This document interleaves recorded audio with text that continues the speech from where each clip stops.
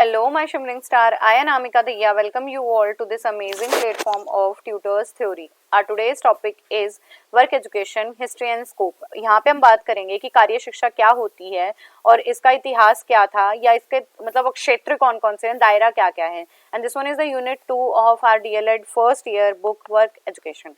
तो first topic है हमारा historical perspective of work education. हमारी कार्य शिक्षा का ऐतिहासिक परिप्रेक्ष्य पे बात करूं मैं तो ऐतिहासिक में आप किस चीज पे बात कर रहे हो, इतिहास पे. मतलब कौन कौन सी एनईपीज ने क्या क्या रिकमेंडेशन दी है, कौन सी कमेटी ने क्या बात करी है, इन चीजों पे हम फोकस करेंगे. तो the root of productive work in Indian education for old Vedic culture से बात आ रही है, जिसमें हम 4 आश्रम्स की बात करते हैं. ठीक है, इसमें क्या है, एजुकेशन जो है हमारी डे टू डे लाइफ से जुड़ी हुई है. In the respect of dichotomy, in the respect of the type of education available being determined. तो हमारा जैसे परिवार है, जन्म है, इन चीजों का विरोधाभास है कि हम कैसे अपनी फैमिली में रहते हुए कैसे एग्जिस्टेंस करते हैं, कैसे हम कार्य कर पाते हैं. तो इन चीजों में क्या बात हो रही है कि आप एक रिलेशनशिप बना पाओ कि वर्क एजुकेशन क्या है, आप रिलेशनशिप बना पाओ कि वर्क एजुकेशन क्या है और कैसे हम इसे एजुकेशन से जोड़ सकते हैं. तो इन्हीं पे बात करूंगी मैं. और जैसे ब्रिटिश पीरियड की बात करें तो उन्होंने बुकिश नॉलेज पे ज्यादा ध्यान दी है और प्रोडक्टिविटी का मतलब हार्डली ये बहुत कम बात की है प्रोडक्टिविटी पे. तो वर्क एजुकेशन से हम जितना भी थ्योरेटिकल बात कर रही थी मैं कि थ्योरेटिकल और प्रैक्टिकल इन दोनों को जोड़ने का काम कर रहे हैं और दोनों को इंटीग्रेट करने की बात कह रहे हैं. तो अगर हिस्टोरिकल पर्सपेक्टिव की बात करूं, वुड डिस्पैच क्या कहता है, it said our attention should be now directed to the consideration if possible still more important and one which is hitherto we are bound to admit too much neglected namely how useful practical knowledge. कह रहे हैं कि अगर मैं बात करता हूँ, consider किया जाता है कि हमें सिर्फ पॉसिबिलिटी देख रहे हैं हम नॉलेज को सूट क्या कर रहा है, नॉलेज की कैसे चीजें हो रही हैं, बट हम किस चीज को भूलते जा रहे हैं, प्रैक्टिकल नॉलेज क्या है. और वी आर इनकैपेबल कि हम एक अच्छे से एड्स के साथ मतलब ऐसी तकनीक या हम ऐसे इंस्ट्रूमेंट यूज कर पाए जिनसे हम क्या कर पाए, अपनी एजुकेशन को वर्दी बना पाए. तो हम किस चीज को नेग्लेक्ट कर रहे हैं, प्रैक्टिकल को नेग्लेक्ट करते जा रहे हैं. ये बात की थी वुड डिस्पैच ने. हार्टो कमेटी ने क्या कहा था, diversified course at the end of middle school and enable the student to prepare industrial and commercial career. और क्या कह रहे हैं कि हमें जो है छात्रों को ऐसे प्रिपेयर करना है मिडिल स्कूल के या हायर के कि वो अपना इंडस्ट्रियल और कमर्शियल, औद्योगिकी और वाणिज्य में भी दोनों क्या कर पाए, पार्टिसिपेट कर पाए दोनों चीजों के लिए. थर्ड आती है बेसिक एजुकेशन. 1937 में बात हुई थी बेसिक एजुकेशन की, जिसके अंदर क्या कहा था, ये महात्मा गांधी का आइडिया था. बेसिक एजुकेशन के अंदर इन्होंने कहा था कि हमें एक ऐसा प्रोग्राम चलाना चाहिए जिसके अंदर हम ऐसी चीजें बच्चों को सिखाएं जो बच्चों को वोकेशन ओरिएंटेड भी बताए. जैसे वीविंग वगैरह का, चरखा काटने का काम वहीं से आई थी ये बात. तो Gandhi ji at that process of education through the period of 7 years should centre around the same of manual work and productive work. यही कहा है कि आप ऐसा प्रपोजल लेके आओ बच्चों के सामने जो बच्चों को मैनुअली भी एक्टिव कराए, मैनुअली भी एक्टिव कराए और उत्पाद की तरफ भी बढ़ाए, मतलब शारीरिक कार्य भी कर पाए जिससे बच्चों का ऑलराउंड डेवलपमेंट होगा. बहुत सारी चीजें ना बहुत कॉमन है बेटा, बट अगर किसी कमेटी की बात आ रही है तो उनकी रिकमेंडेशन आप अच्छे से याद कर लेना. एंड उन्होंने फिलोसफी एजुकेशन में क्या कहा, the process of filling an empty pot with the information. यहाँ पे सिर्फ हम एक खाली घड़े को नॉलेज से नहीं बढ़ रहे हैं, बट बच्चों को हार्मोनियसली, मतलब बच्चे के हर एक एस्पेक्ट पे बात कैसे की जाए, उसकी पर्सनैलिटी को एनहेंस कराने के लिए, क्योंकि एट लास्ट उसे अपनी लाइवलीहुड भी कमानी है, तो उस पर भी हम क्यों ना फोकस करें. ऑब्जेक्टिव क्या थे बेसिक एजुकेशन के, बच्चों के साइकोमोटर, मतलब बच्चों के शरीर से जुड़ी हुई शारीरिक ऐसी चीजों को, शरीर से गत्यात्मक जो उनकी चीजें हैं उन्हें हम उन क्षमताओं को भी मैनिपुलेट करा सकें और उन क्षमताओं का इनहेंसमेंट कराएं. विजुअल डिस्क्रिप्शन जो डिस्क्रिमिनेशन होता है जैसे बहुत सारी चीजें आप याद रखते हो भूल जाते हो, बट रिकॉग्नाइज करने के लिए हम फर्स्ट हैंड एक्सपीरियंसेस बच्चों को प्रोवाइड कर रहे हैं. इसके साथ साथ हम बच्चों को बहुत ज्यादा एक्टिव बनाने की कोशिश कर रहे हैं और ऑलराउंड डेवलपमेंट में पर्सनैलिटी डेवलपमेंट की भी बात की गई है, क्योंकि जब बच्चा फिजिकली एक्टिव रहेगा, देखो हमें आज के टाइम पे सबसे बड़ा कारक एक और है बच्चों की पर्सनैलिटी में जो बहुत बड़ा हर्डल है, ओबेसिटी. मतलब बच्चे खा रहे हैं और बहुत सारे जंक फूड भी, जिसकी वजह से ओबेसिटी बढ़ रही है. बट अगर वो मैनुअल वर्क करेंगे तो इससे ओबेसिटी भी बहुत कम हो जाएगी. डॉक्टर जाकिर हुसैन कमेटी ने बेसिक एजुकेशन पे क्या कहा था, committee place the first report इन 1938 किन में, कौन से मंथ में, मार्च में. हरिपुरायन कांग्रेस कॉन्फ्रेंस क्या क्या पर्पस किया गया है, मतलब क्राफ्ट के लिए कुछ टाइम अलॉट किया गया, म्यूजिक एंड आर्ट के लिए, मदर टंग के लिए टाइम है, सोशल स्टडी जर्नल साइंस के लिए, फिजिकल एजुकेशन के लिए एंड इंटरवल के लिए, और टोटल टाइम बन रहा है 5 आवर 30 मिनट। बट इसको भी थोड़ा सा ना इसके भी ड्रॉबैक्स थे, क्योंकि हम ज्यादा क्राफ्ट वर्क पे और मैनुअल वर्क पे बात कर रहे हैं, हम नॉलेज पे बहुत कम। देखो सोशल स्टडी या जनरल साइंस पे कितना ही टाइम दे पा रहे हैं। तो Zakir Hussain committee was unanimous on the idea of educating the children through their creativity and concentrate on the basic education policy। इन्होंने बेसिक एजुकेशन सिस्टम में फिजिकल एनवायरनमेंट को भी इंक्लूड किया है। तो कौन कौन सी चीजें इंक्लूड हुई थी, जैसे स्पिनिंग एंड वीविंग, ठीक है। दूसरा था कारपेंट्री, बढ़ई वाला काम, मेटल वर्क करना। देन एग्रीकल्चर में कहाँ से आप सीड लेके आओगे, फिर उसे पानी दोगे, फिर इसके बाद हम और टाइप से भी इरिगेशन करा सकते हैं, मैनुअल वर्क करेंगे, फिर हम प्लोइंग करेंगे, इसके बाद टेम्परेचर, फिर हम हार्वेस्टिंग करेंगे और यहाँ से हम आपकी फसल आपको प्राप्त हो जाएगी। ऐसे ही फ्रूट एंड वेजिटेबल गार्डनिंग हम बच्चों को सिखाएंगे। Leather work is also important, और लोकल क्राफ्ट भी करा सकते हैं। लोकल क्राफ्ट में कैसे क्राफ्ट आ जाएंगे, जैसे फिजिकल एक्टिविटी के रिलेटेड कोई क्राफ्ट हो गया कि वहाँ पे उन्हें कोऑर्डिनेशन करना है, मसल पावर दिखानी है, स्ट्रेंथन अप करना है, या सोशल एनवायरनमेंट से है, तो वहाँ पे हम और कोई लोकल क्राफ्ट जो वहाँ के एरिया का क्राफ्ट है वो भी करा सकते हो। तो यहाँ पे क्या है, बेसिक एजुकेशन में क्या बात हुई कि आपको ऐसा प्रोग्राम लेके चलना है जिसके अंदर हम क्या करें, बेसिक एजुकेशन के साथ साथ हम क्राफ्ट को भी इनहेंस करा पाए। बट सेकेंड वर्ल्ड वॉर से एक बहुत सेटबैक आ गए थे हम इसकी वजह से। बट इसके बाद था 1944 में, 38-39 में ध्यान रखना हम सेटबैक आ गए थे। 37 में बेसिक एजुकेशन की बात महात्मा गांधी ने करी थी। 38 में हमारी जाकिर हुसैन की कमेटी आई थी, जिन्होंने कौन सी मैनुअल वर्क के ऊपर जो भी काम हो रहा था बेसिक एजुकेशन में कुछ चीजें ऐड कराई थी, weaving, carpentering, metal work, leather work, this kind of. And इसके बाद 44 में central advisory board of education recommended adoption of basic education as the pattern of education, मतलब हमें प्राइमरी और मिडिल स्टेज से ही ये चीजें शुरू कर देनी है। और यहाँ पे एलिमेंट्री स्कूल में भी बात हुई कि हम पैटर्न सिखा सकते हैं छोटे बच्चों को। And after that the concept of basic education published by the ministry of education and scientific research government in India 1956, जिसमें सर्टिफाई कर दिया गया कि हमारी लाइफ के लिए इट इज असेंशियल कि हम ऐसे एक्सपोजर भी लें, ऐसे एक्सपोजर भी करें जिससे आप अपनी लाइवलीहुड को कमा पाओ। Following are the points mention for the classification and recommendation. Basic craft पे बात हुई है। Regarding selection of basic craft कि आपको कैसे सेलेक्ट करना है, मतलब हमें क्लास वाइज सेलेक्ट करना है। एंड प्रोडक्टिव एस्पेक्ट, जिसके अंदर हाँ हम क्या करेंगे, अगर आप कोई रॉ मटेरियल लगा भी रहे हो तो उससे क्या प्रोडक्ट यील्ड कर पा रहे हो। अगर 5 पैसे की आप चीजें लगा रहे हो तो क्या उससे आप 10 पैसे कमा पा रहे हो। तो हमें प्रोडक्ट्स पे भी और उनकी क्वालिटी पे भी बात हुई है। देन आती है रिगार्डिंग कोरिलेशन ऑफ व्हाट, हमारे टीचर जो है स्टूडेंट के साथ कोरिलेट कर पाए और जो भी उन्हें रिसोर्सेज प्रोवाइड हुए हैं उस पर भी बात हो, मतलब उसे भी वो कोरिलेट करके यूज करा पाए। सोशल टच दे पाए। सोशल टच करने का मतलब है यहाँ पे बच्चे एक्टिवली पार्टिसिपेट करें, मतलब जैसे समाज में आप रहते हो वैसे पार्टिसिपेशन हो। Then reorienting the non basic school towards the basic pattern, और ऐसे जो हमारे स्कूल थे जैसे प्राइवेट वगैरह स्कूल थे उन्हें एक ऐसी मतलब उन्हें क्या करा गया, उन्हें एडवाइज किया गया कि आपको भी बेसिक एजुकेशन ऐड करनी है। हेल्थ एंड हाइजीन पे बात हुई है, क्राफ्ट पे, अच्छे सिटीजनशिप बनाने पे, कल्चरल एक्टिविटी पे, सोशल सर्विसेज प्रोवाइड करने पे, making of album, preparing handwritten magazines, इन पे भी कार्य करवाया गया। देन आती है हमारा मुदलियर कमीशन। मुदलियर कमीशन क्या था, द सेकेंडरी एजुकेशन भी बोलते हैं इन्हें, 56-53 में आया था। सेकेंडरी एजुकेशन ने क्या कहा, itself the secondary education complete unit by itself, not merely a preparatory stage, that the end of this period student should be in a position if he wishes to enter the responsibility life and take up the vocation। क्या कह रहे हैं कि हमारा जो बच्चा secondary education stage पे आ गया है वो इतना कैपेबल हो गया है कि वो अपने आप को यूनाइट करके अपने आप को घर में होने वाली जो भी मतलब अपने आप अपनी इच्छाओं से अपनी रिस्पॉन्सिबिलिटी ले, एंड सेकेंडली अपने आप को वोकेशन व्यवसाय की तरफ भी इनहेंस कराए।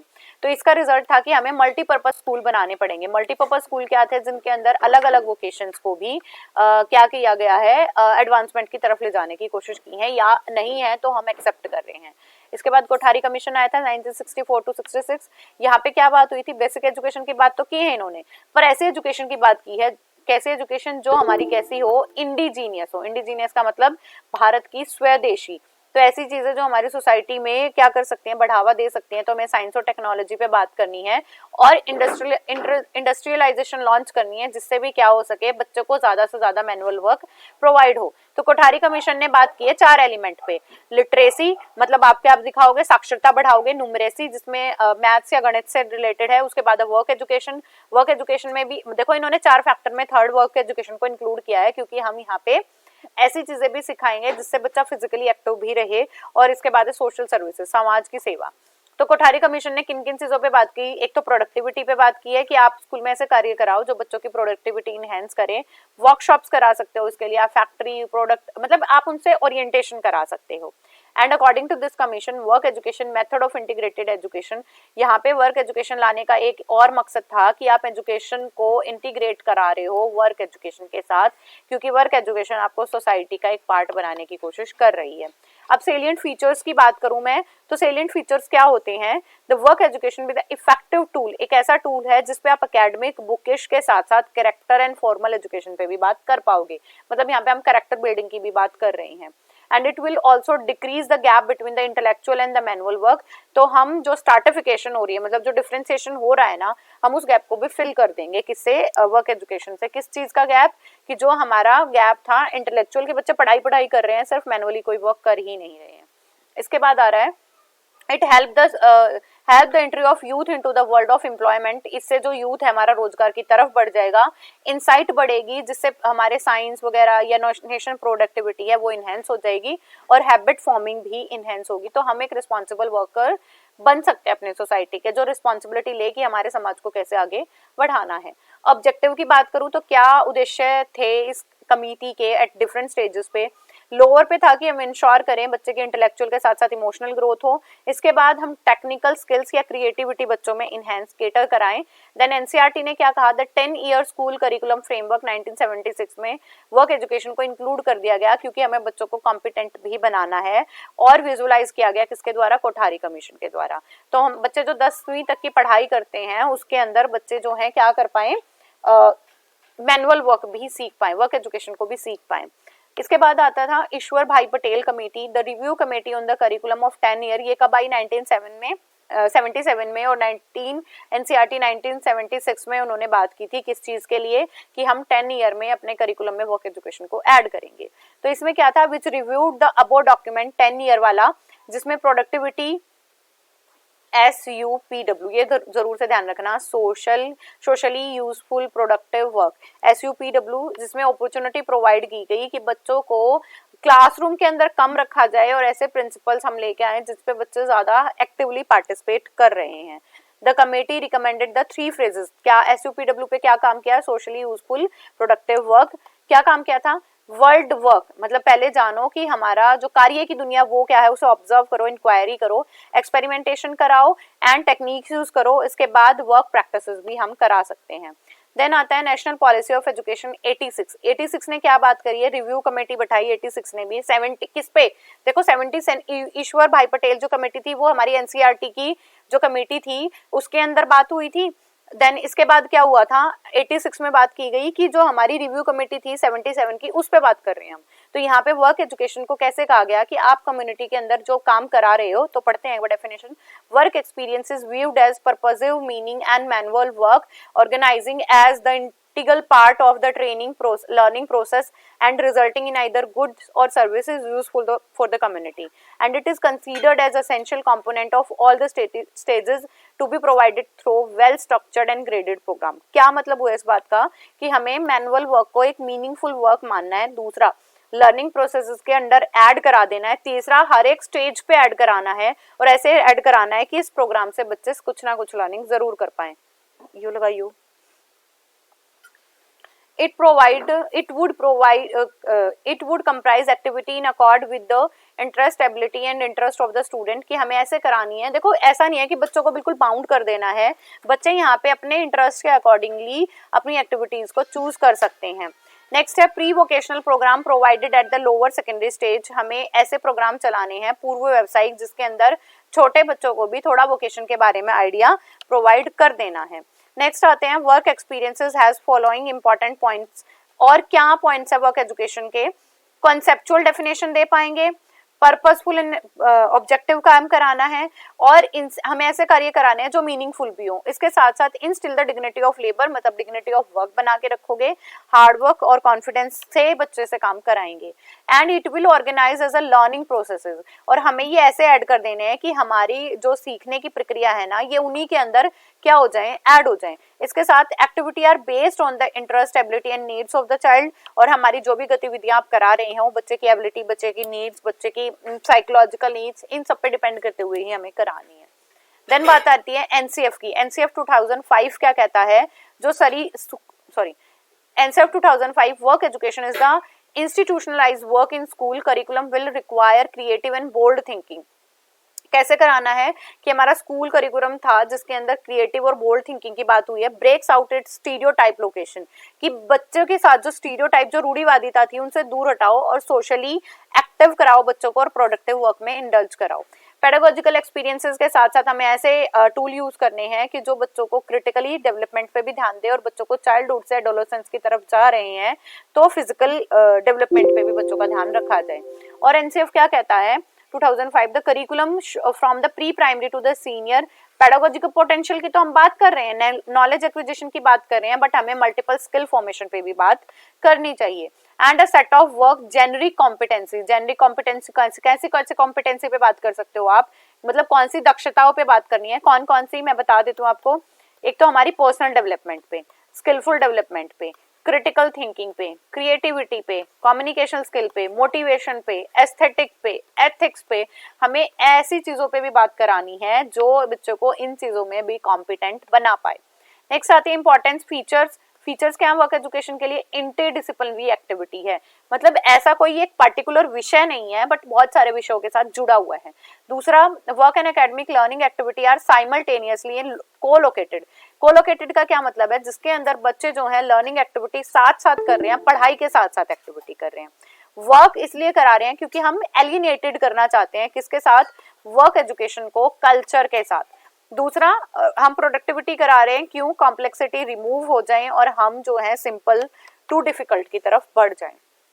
नो एक्सप्लॉयटेशन, बच्चे की कोई एक्सप्लॉयटेशन ना हो और बच्चे इंक्लूजन की तरह आए। मैंने आपको इंक्लूसिव क्लासरूम कई बार बताया, इंक्लूसिव क्लासरूम में हर एक बच्चा, मतलब चाहे उसके अंदर कोई भी किसी भी प्रकार की कोई भी डिस्पैरिटी है या कोई भी ऐसी चीजें हैं जो उसे डिग्रेड बनाती हैं, तो वो उनके बीच में ना आए। गिफ्टेड हो सकता है, हैंडीकैप हो सकता है, आईक्यू लेवल लो हो सकता है बच्चों का, तो उन्हें सबको इंक्लूड करना है, मल्टीपल स्किल सिखानी है और ऐसे हमें डिजाइन करनी है अपने स्किल की, हम सब बच्चों को इंडिविजुअल पार्टिसिपेशन करा पाए।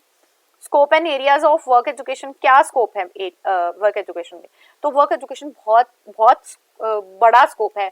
फूड में, क्लोथ में, शेल्टर में, हेल्थ में, हाइजीन में, क्लीनलीनेस में, रिक्रिएशन में, कल्चर प्रिजर्वेशन में, कम्युनिटी सर्विसेज में। तो हम कंपोनेंट की बात करते हैं, एनवायरमेंट एजुकेशन पढ़ाया जाता है, उसके साथ हमारी एप्लीकेशन सिखाई जाती है, मटेरियल और टूल्स टेक्निक सिखाए जाते हैं, वर्क प्रैक्टिसेस की बात की जाती है। तो हम प्रोडक्टिविटी ऐसे इनहेंस कराते हैं कि हम हर एक डायमेंशन पे बात कर पाए। तो कैसे करा सकते हो, सबसे पहले ऑब्जर्वेशन कराएं वर्क सिचुएशन की और आइडेंटिफाई करवाएं बच्चों से प्रॉब्लम की समस्या क्या है।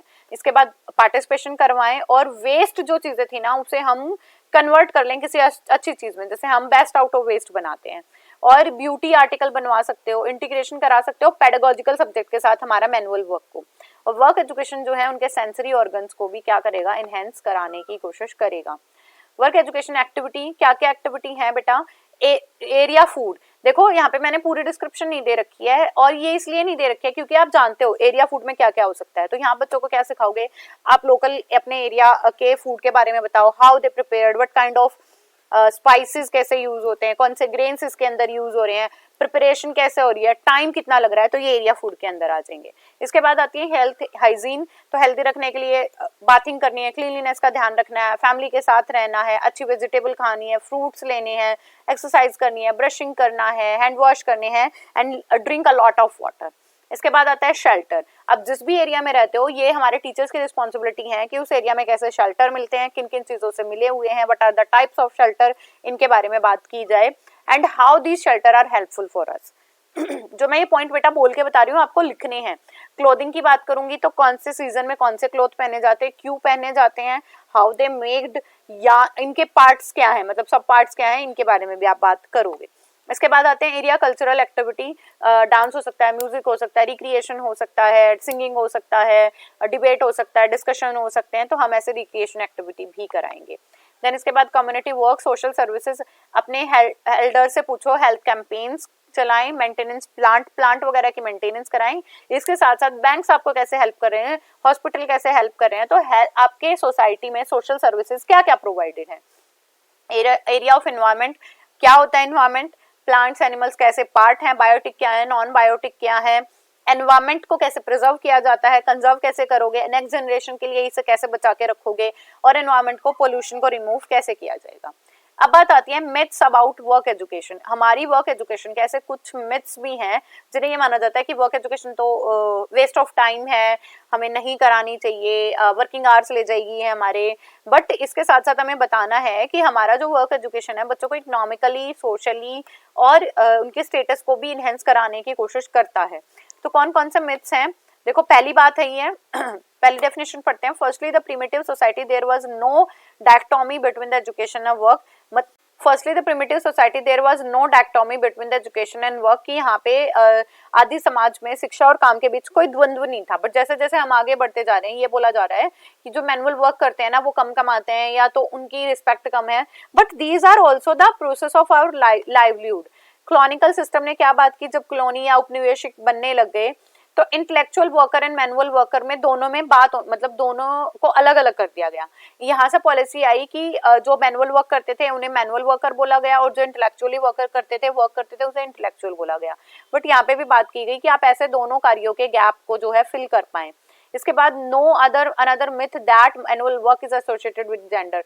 तीसरा ये बोला गया कि अगर कोई मैनुअल वर्क कर रहा है ना तो वो बॉयज ही कर सकते हैं, या पर्टिकुलरली कोई एस्थेटिक काम कर रहा है तो वो लड़कियां ही कर सकती हैं।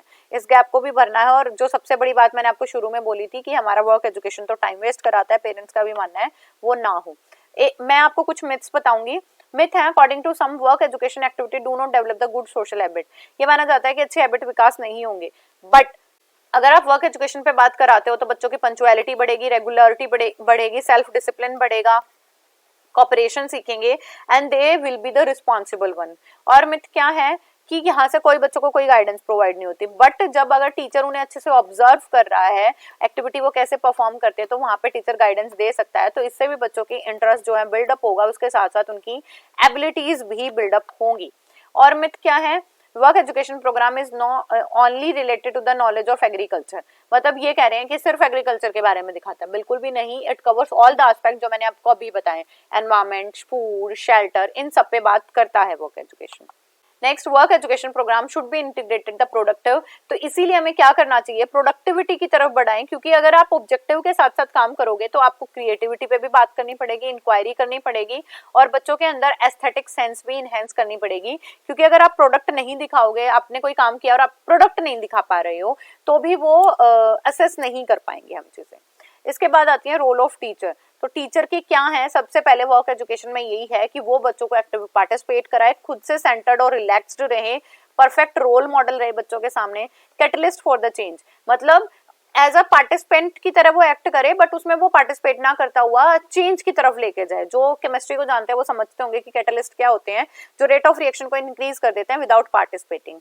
इसके बाद अच्छा लिसनर हो, जॉयफुल एंड कंडसिव एनवायरनमेंट प्रोवाइड करे, सटल फैसिलिटेटर हो, बच्चों को फैसिलिटीज प्रोवाइड करे और बिल्कुल शांत होकर वो चीजें करवाएं, डेलीजेटर हो, मतलब चीजें डेलीजेंसी के साथ बताए एंड उनकी इंस्पिरेशन को नर्चर कर पाए और अपने लेसन को डिजाइन करे, प्लान करे, करिकुलम को अलाइन कर पाए, लर्निंग कल्चर उन्हें प्रोवाइड करे, एक्टिविटीज को मैनेज करा, स्कैफ फोल्डिंग दे। जैसे हम मचान बनाते हैं घर पे, आपने देखा होगा लेंटर डलता है तो बहुत सारे फट्टे लग के ऐसे वो खड़ा होता है, तो ऐसे ही टीचर को उनके साथ स्कैफ फोल्डिंग करनी है, नीचे से सपोर्ट प्रोवाइड करना है, असेसिंग का काम करे और बच्चों को इंगेज कराने की भी कोशिश करे। इसके बाद आता है nomenclature changed as a development of work education. अब हमारे ऐसे कौन कौन सी चीजें हैं जो पहले बोली जाती थी बट अब उनका कुछ नामांकरण कर दिया गया है। फर्स्ट है हमारी प्रैक्टिकल एजुकेशन, ये मैंने यूनिट 4 में आपको बताया है। प्रैक्टिकल एजुकेशन क्या होती है, कैसे आप बनाते हो। तो प्रैक्टिकल एजुकेशन वो एजुकेशन है जिसके अंदर बच्चों को फिट किया जाता है, बनाया जाता है, जिसके अंदर वो थ्योरेटिकल को प्रैक्टिकली फंक्शनिंग में लेके आए। स्लॉइड ट्रेनिंग, इसके अंदर क्या होता था, स्लॉइड ट्रेनिंग क्या होती थी, ये कुछ कंट्रीज में करी जाती है जहाँ पे एजुकेशन को जोड़ते हैं किसके साथ, मैनुअल वर्क के साथ।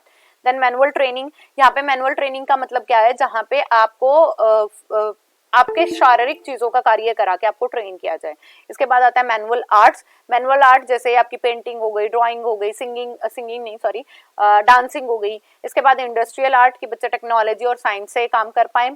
पार्ट वर्क मतलब यहाँ बोला गया है, देखो part work and part study कुछ देशों ने करा है, जैसे यूएस वगैरह में भी है कि पार्ट टाइम स्टडी करते हैं, पार्ट टाइम वर्क करते हैं, तो बच्चों को ऐसे भी चीजें करा सकते हैं हम। उसके बाद सोशली यूजफुल लेबर और कुछ ऐसे समाज उपयोगी श्रम हैं जो हम ले सकते हैं। जैसे बच्चों को बोल दिया जाए श्रम दान करो बेटा आप, मतलब आप अपने एरिया की सफाई रखो, या स्कूल में भी कराए जाते हैं ऐसे प्रोग्राम। यूनिफाइड लेबर स्कूल, और यूनिफाइड लेबर स्कूल का क्या मतलब है कि ऐसे कुछ स्कूल्स भी हैं जो सिर्फ स्किल को डेवलप कराने के लिए काम करते हैं। पॉलिटेक्निक एजुकेशन आपने सुना भी होगा, पॉलिटेक्निक होते हैं जिसके अंदर मैकेनिकल इंजीनियर ऐसी स्ट्रीम पाई जाती हैं जो बच्चों को मैकेनिक्स के लिए प्रिपेयर करें, इलेक्ट्रिकल वाले इलेक्ट्रिक्स के लिए प्रिपेयर कर रहे हैं। Socially useful work for class 1 to 5, ये मैं आपको बता चुकी हूँ कि जिसके अंदर एरिया, फूड, शेल्टर की बात करोगे। अगर मैं क्लास 5 to 8 की बात करूंगी तो थोड़ा एनहेंसमेंट हो जाएगा और बच्चे यहाँ पे आप 2-4 पॉइंट एक्स्ट्रा यूज कर पाओगे। छोटे बच्चों को छोटे लेवल पे बताएंगे, बड़े बच्चों को और हम ज्यादा इनहेंस कर देंगे। इसके बाद आता है development of work education can understood with the flow of chart according to the Indian education. कैसे कैसे बात हुई है, सबसे पहली बात हुई बेसिक एजुकेशन की 1937, बेसिक क्राफ्ट आया 38 में। इसके बाद वर्क एक्सपीरियंसेस 96 हमारी किसने, कोठारी कमीशन ने बोल दिया था 64 और 66 में। देन इसके बाद 10 ईयर एजुकेशन प्रोग्राम हमारा एनसीईआरटी ने बोला। इसके बाद एसयूपीडब्ल्यू हमारा 1977 में आया, ठीक है। देन इसके बाद एसयूपीडब्ल्यू वर्क को एनईपी 86 ने भी मान्यता दी कि आपको कराना है। इसके बाद एनसीईआरटी ने हमारे 2000 एंड 2005 के एनसीएफ में क्या बोला है कि आपको art of health and productive living पे बात करनी चाहिए। तो हमें ये प्राइमरी लेवल पे भी इंक्लूड करना है, सेकेंडरी मिडिल लेवल पे भी और सेकेंडरी लेवल पे भी। देन इसके बाद वर्क एजुकेशन आया, जिन्होंने अपने ड्राफ्ट में भी वर्क एजुकेशन को मेंशन किया है कि yes it is the integral part of our education. So it is all about our unit 2। I hope आपको चीजें समझ आई होंगी। अगर आपकी फिर भी कोई क्वेरी रह जाती है तो आप मुझसे पूछ सकते हो। तो यूनिट 2 मैं आपको करा चुकी हूँ। अगर कोई ऐसा पॉइंट है जो मुझसे रह गया है या आपको नहीं समझ आया तो आप मुझे कमेंट कर दीजिए, मैं आपको आंसर जरूर करूंगी। Keep going, keep growing and keep learning my dear student. Also don't forget to like and share. Bye bye, take care.